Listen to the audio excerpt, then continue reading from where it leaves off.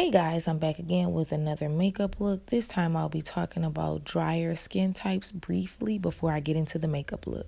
So with drier skin types, it's really important to make sure that you moisturize the skin and that you use great moisturizing primers.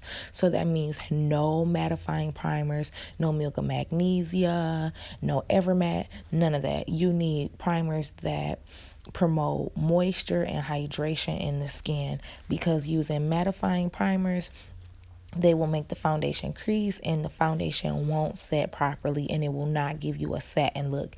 It will look more dry and it'll look more powdery and like the foundation is sitting on top of the skin. On drier complexions, I like to only press the powder where necessary and lightly dust the other areas. So if she's a little oilier in her T-zone, I'll make sure I pat in that area and underneath her eyes to make sure that they crease, but everywhere else I definitely do dust. And as you can see in this video, I kept the foundation very moisturizing and had a natural sheen to it because I didn't want to matte down her foundation too much to where it's not moisturizing and it does not look like skin, since she does have drier skin types. You can also use setting spray, but I don't use setting spray because the foundation will naturally begin to settle on its own. Setting sprays are designed to give that foundation settled look immediately. So if you have oily skin, you probably won't want to use that either, but that's just another video for another time.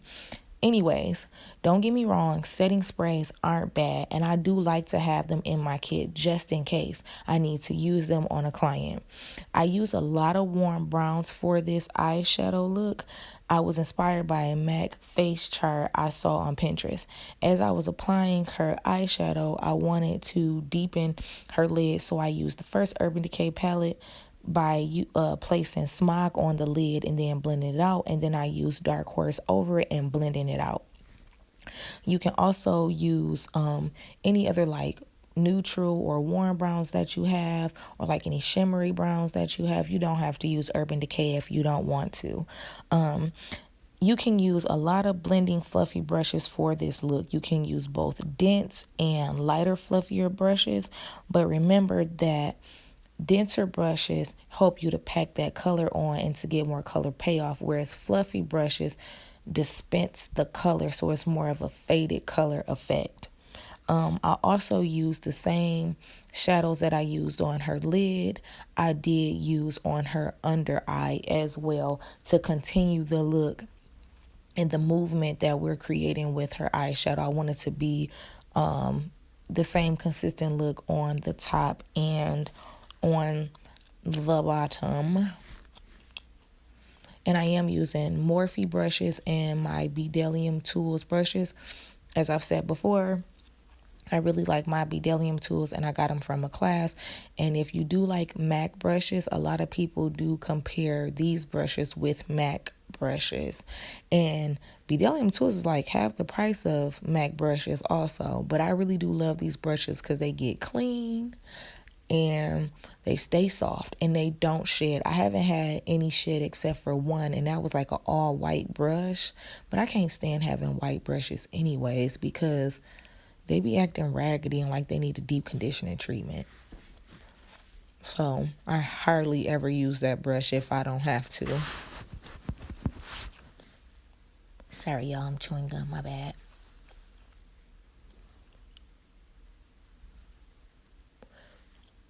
So for her under eye, I am going to be using MAC's dark green eyeliner underneath her eyes. This is a really pretty green, but it is subtle, so you don't really see it that well. I am trying to try different eyeliners to see what I like, what I don't like, what's more opaque, what is more sheer, that type of thing, so I can know like what kinds of pencils or gel eyeliners that I want to use in my in my kit, than just buying a whole bunch of something and I absolutely hate it and now it's wasted money. I also dipped into my Shany Cosmetics and got the green out and put it underneath her eye because I wanted to kind of play off of her eye color, creating like a hazel situation with like the brown and the greens and like a soft honey brown as well.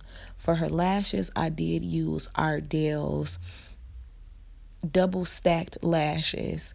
They are really a close resemblance of the Vegas nail lash. They're just not as expensive. I have to find the name of the lash so that I can put it down in the description box for you guys so that you guys can see it, because they are some really pretty lashes. As you can tell, she thought they was cute too.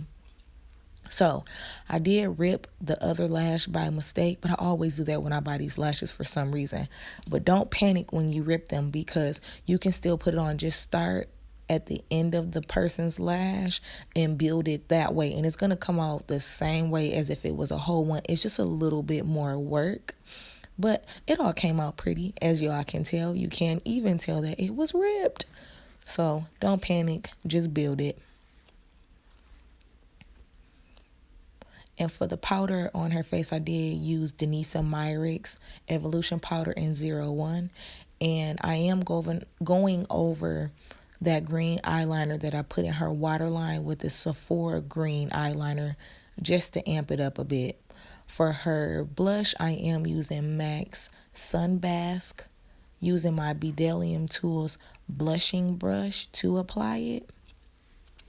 Now I'm getting ready to put her, not getting ready because as y'all can see I'm putting it on, but NYX's glitter glue on her lips. I like this glitter glue because it doesn't move everywhere and it doesn't dry fast.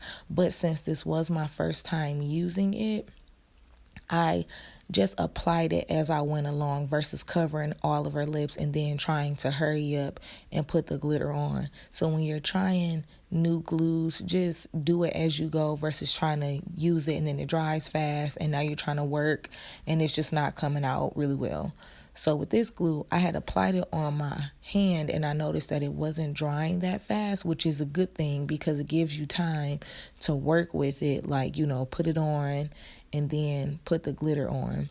I did use a Q-tip to apply the glitter glue, and then I used the other side of the Q-tip to apply the red glitter that I bought from Joann Fabrics out of this little packet that they sell. It's like, I think it comes in like 10 or 12 glitters all in one, but they always have really pretty glitter anyways. So if you ever need glitter, just go to Joann Fabrics, but I don't know if it's finely milled to be able to put it on your eyes. So I would just use the lips. But this is a really pretty red. It's like a deep red, but it's still vibrant at the same time. Did I mention that this NYX glue just doesn't move, like it stays put? I wanted to say that because that's really important. I remember the first time I ever did a glitter lip, I had used like some really sticky lip gloss. And y'all know glitter got a mind of its own. And then you put lip gloss, it was everywhere. It stayed put, but I still had so many sparklies that had just kind of shifted out of place that it was just a whole big old mess.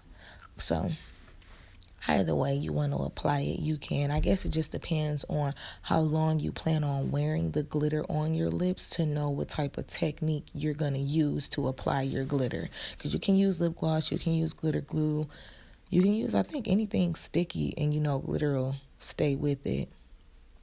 Then I did use a dry e.l.f. brush to just dust off her chin to try to get as much of the glitter fallout as I could.